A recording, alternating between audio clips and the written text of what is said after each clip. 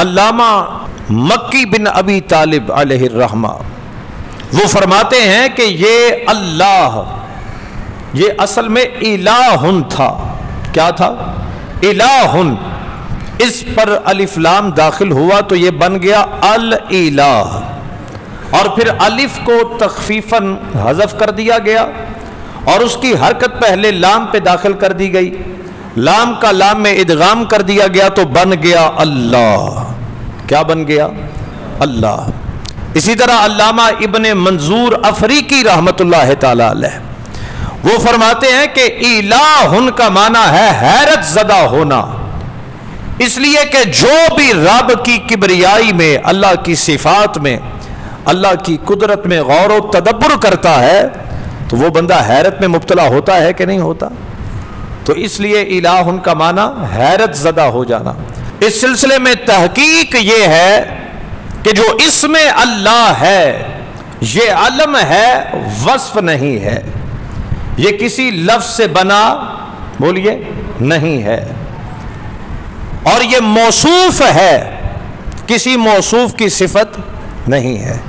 اس لیے کہ آپ دیکھیے اللہ رب العزت کی متعدد صفات ہیں، وہ رحمان ہے، وہ رحیم ہے، وہ کریم ہے، وہ عزیز ہے، وہ علیم ہے، یہ تمام اللہ رب العزت کی صفات عالیہ ہیں۔ تو ان صفات کے لیے کسی موصوف کا ہونا ضروری تھا۔ اس میں اللہ کے علاوہ کوئی لفظ یہ صلاحیت نہیں رکھتا کہ وہ اللہ کی صفات کا موصوف بن سکے۔ تو اس میں اللہ یہ ان تمام صفات کے لیے کیا ہے؟ موصوف ہے۔ اللہ رحیم، اللہ کریم، اللہ عزیز، اللہ حکیم۔ علامہ شامی رحمت اللہ تعالی علیہ نے یہاں بڑی خوبصورت بات لکھی، وہ فرماتے ہیں کہ اس میں اللہ اس ذات کے لیے علم ہے جو واجب الوجود ہے، جو تمام صفات محمودہ کی جامع ہے، یہ اس ذات کے لیے کیا ہے؟ علم ہے۔ اور علامہ میر سید شریف رحمت اللہ تعالی علیہ وہ فرماتے ہیں کہ لوگوں غور کرو، کسی نے کہا اس میں اللہ سریانی زبان کا لفظ ہے، کسی نے کہا یہ عربی زبان کا لفظ ہے، کسی نے کہا یہ علم ہے، کسی نے کہا یہ وصف ہے۔